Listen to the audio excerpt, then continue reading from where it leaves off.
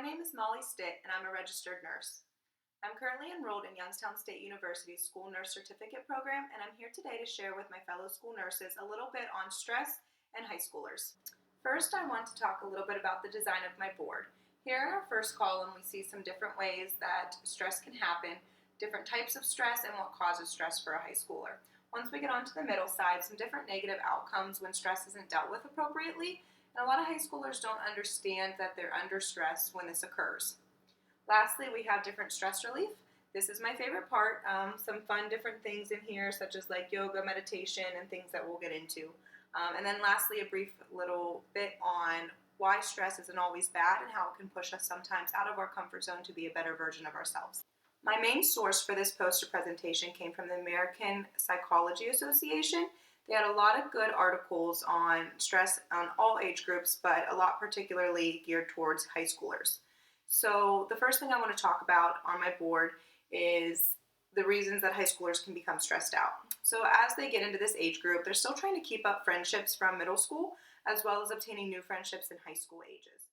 A lot of students are facing new challenges with different sports or maybe being elected as team captain when their friends may not be, keeping up in AP courses, classes, and academics, all of their grades that their teachers and their parents sometimes put a lot of pressure on them for. This may also be a new time for students starting jobs, whether it be a summer job or year-round, and whether it be something that they do as an extra activity to make money for themselves, or whether their parents at home need a little bit help with them or their siblings. Another thing to consider is acute versus chronic stress. Acute is very short-lived. It can be from some type of stimulus like we talked about. Chronic is when you get into more of some difficult situations that they might not always be able to fix on their own. And when we get to the negative outcomes, a lot of times these things will show when they're dealing with chronic stress issues. This is very important to look into as a school nurse and to take it seriously to prevent further mental health issues as they get older. Coping strategies is going to be huge for the school nurse and all personnel in the school building to help their students with. The American Psychology Association has done quite a few studies relating adults and high schoolers and the amount of stress that they're under. And during the school year, as surprising it is to hear, a lot of the students reported higher stress levels during the school year than adults do on an everyday occasion. Some different negative outcomes that you can see when a student is really undergoing a lot of stress. You can start to see bad grades. They'll have difficulty concentrating, maybe difficulty sleeping at night, which makes them tired and sluggish during the day. And difficulty problem solving. You will notice this reflect on their grades and school report cards. You may start getting parents to call in and kind of question what's going on, and these things should flag the school nurse to intervene and see what the problem is. You could also use your guidance counselor as a great resource. Some common things for the school nurse to also pay attention to is when students report feeling sick. Upset stomachs, headaches, again with the I wasn't able to sleep last night, loss of appetite. Things like that can present when they are feeling anxious or stressed out about something. It's important for the school nurse to recognize these symptoms, especially if there's often and frequent visits to the school nurse office, to intervene and maybe ask the student what's wrong or if there's anything they can do to help, and maybe get a little bit more insight on what's going on. Another thing that's important for school nurses to look out for is students secluding themselves. Sometimes it can come in handy when you are a school nurse of a smaller school district because you really get to know the personality of your students. Some kids are more introverted and some kids are more extroverted.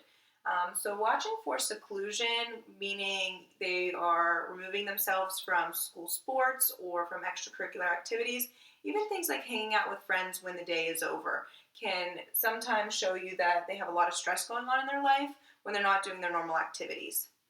Lastly, we have decreased self-esteem. You notice this when they start to feel really stressed out. They ask themselves, am I good enough? Am I funny enough?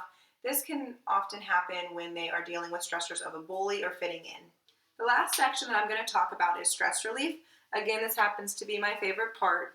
Different things like yoga, meditation, doing things and activities that they enjoy to help blow off some steam, such as reading a book, exercising, even exercising in groups with their friends. That can all be very helpful towards maintaining a healthy stress level. Another tip that I wanted to talk about was the bright side of stress. So I briefly touched on this, and again, the American Association of Psychology did do a lot of studies on this, and they talk about stress and anxiety not always being a bad thing. We want to, at points in our life, come out of our comfort zone because we grow from them.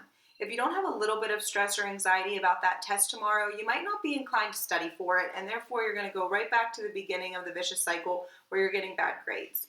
Same thing with sports. If you aren't trying to do your best at the sport, if you're not nervous about your race tomorrow, if you don't want to be the best person you can be, you're not going to train that way. And the very last thing I want to touch on is I think it is so super important for school nurses to educate anyone going through a hard time with stress or anxiety that you don't have to go through it alone. There are so many programs out there, school psychologists, school nurses, guidance counselors, friends, and just an abundance of people to help, that nobody should have to go through this, and that acute stress should never need to turn into chronic stress where they are leading into mental health issues for the lifetime to come. And I'm going to conclude this presentation with going ahead and telling you guys the main source that I used for this. Again, there were plenty of articles on there for people of all ages, some great stress relief topics, as well as what to look for as a school nurse and any healthcare professional in the field. The website is www.apa.org /topics/stress. Thanks for listening to my presentation today.